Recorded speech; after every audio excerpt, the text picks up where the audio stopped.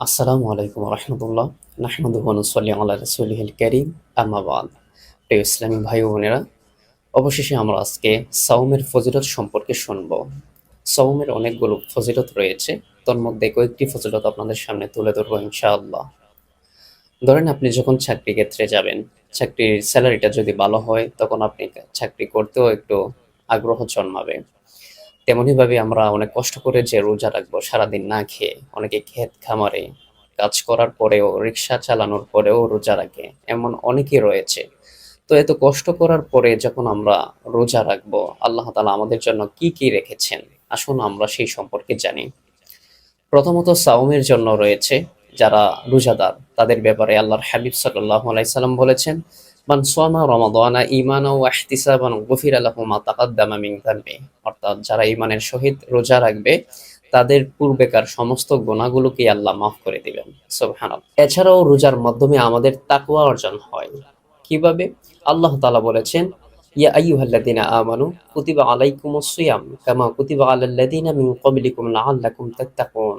আল্লাহ বলেছেন, তোমাদেরকে এই কারণে রোজা দিলাম, লাআল্লাকুম তাত্তাকুন, যাতে তোমরা তাকওয়াবান হতে পারো, তাকওয়া অর্জন করতে পারো, তাকওয়াশীল হতে পারো। এখন এই তাকওয়া কিভাবে আমাদের ভিতরে কাজ করে? আমরা রোজা রাখি কোনো কিছু না খেয়ে, কোনো পানাহার না করে সারাদিন কষ্ট করে রোজা রাখি। কিন্তু আমরা ইচ্ছে করলেই কিন্তু কোনো কিছু খেয়ে বলতে পারি যে আমরা রোজা রেখেছি, কিন্তু না। ওই সময় আমাদের মেন্টালিটি একটাই কাজ করে যে কেউ যদিও না দেখে, আল্লাহ তাআলা আমাদেরকে দেখতেছেন। আল্লাহর কাছে আমাদের জবাবদিহি করতে হবে, এমনকি ফেরেশতারা লিপিবদ্ধ করছেন। ওয়া ইন্না আলাইকুম লাহাফিজিন কিরামান কাতিবিনা ইয়ালামুনা মা তাফআলুন। অর্থাৎ আমরা যা কিছুই করি না কেন তার জন্য তৎপর প্রহরী নিযুক্ত রাখা হয়েছে। কিরামান কাতিবিন তা লিপিবদ্ধ করে রাখছেন। হাসরের ময়দানে আমাদের জবাবদিহি করতে হবে। ঠিক একইভাবে যদি আমাদের এই চিন্তা ভাবনা সবসময় যদি প্রত্যেকটা কাজে যদি আমরা মাথায় আনতে পারতাম, তাহলে অবশ্যই আমরা পাপ কাজ থেকে বিরত থাকতে পারতাম। আল্লাহ তাআলা আমাদেরকে পরিপূর্ণ তাকওয়াশীল বান্দা হিসেবে কবুল আর মঞ্জুর করো। রোজার আরো ফজিলত রয়েছে, যেমন হাদিসে কুদসির মধ্যে আল্লাহ তাআলা বলেছেন, কুল্লু আমাল ইবনে আদম লাহু ইল্লা সিয়ামু ফা ইন্নাহু লি ওয়া আনা আজিজু বিহি। অর্থাৎ প্রত্যেকটা আমলে আদম সন্তানদের জন্য, তবে এর ব্যতিক্রম হচ্ছে রোজা। ইল্লা সিয়ামু ফা ইন্নাহু লি ওয়া আনা আজিজু বিহি। যেহেতু রোজা রাখা হয় আমার সন্তুষ্টির জন্য, আমার ভয়ে, সেই কারণে এর প্রতিদান অন্য কেউ দিবে না। কোনো এমপি মন্ত্রী, দুনিয়ার কেউ, নবী রাসূল ফেরেশতা কেউ দিবে না। এর প্রতিদান আমি আল্লাহ নিজেই দান করব। সুবহানাল্লাহ।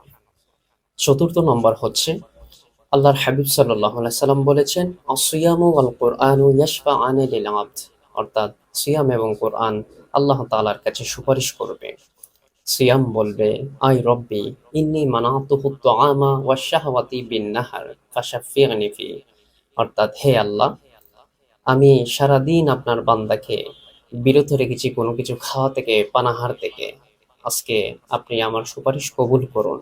এবং কোরআন বলবে, আই রব্বি ইন্নী মানাতুহুন নাওমি বিল্লাইল ফাশাফিগনি ফি। অর্থাৎ হে আল্লাহ, আমি রাত্র জাগরণ থেকে তাকে বিরত রেখেছি, সে আমাকে তেলাওয়াত করেছে। আজকে আমার সুপারিশ আপনি কবুল করুন তার জন্য। ফায়ুশাফাআন। তারপর আল্লাহ তাআলা সিয়াম এবং কোরআনের সুপারিশ কবুল করে ওই বান্দাকে মাফ করে দিবেন। পঞ্চম নম্বর যে ফজিলত, আল্লাহর হাবিব সাল্লাল্লাহু আলাইহি সাল্লাম বলেছেন, ইন্না ফিল জান্নাতি সামানিয়াতু আবওয়াবিম মিনহা বাবু ইউসাম্মা রায়্যান লা ইয়াদখুলুহু ইল্লা সায়িমুন।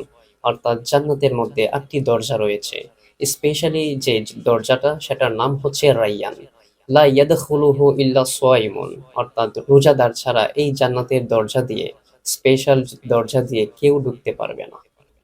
ষষ্ঠ নম্বর যে ফজিলত, রাসূল সাল্লাল্লাহু আলাইহি সাল্লাম বলেছেন, ইন্না ফিল জান্নাতি গুরফান। নিশ্চয়ই জান্নাতের মধ্যে একটি প্রাসাদ রয়েছে, যার বাহির থেকে ভেতর এবং ভেতর থেকে বাহির পর্যন্ত দেখা যায়।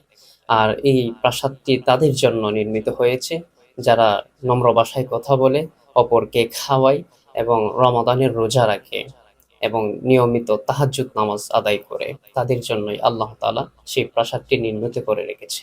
সপ্তম নম্বর হচ্ছে, রাসূল সাল্লাল্লাহু আলাইহি সাল্লাম বলেছেন, সালাসা দাওয়াতিন লা তুরাদ্দু। অর্থাৎ ৩ শ্রেণীর লোক রয়েছে যাদের দোয়া আল্লাহ তাআলা কখনো ফিরিয়ে দেন না।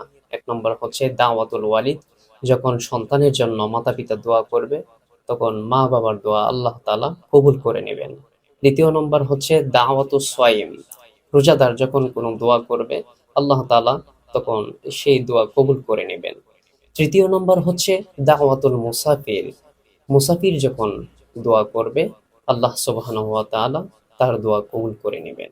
রোজার ফজিলত সম্পর্কে রাসূল আরো বলেন, লিস-সাইমি ফারহাতান। রোজাদারের জন্য ২টা খুশির সংবাদ রয়েছে। ইয়াফরাহুহুমা, সেই দুটি হচ্ছে ইযা আফতারা ফারিহা, যখন রোজাদার ইফতার শুরু করে তখন আনন্দ চিত্তে ইফতার করে।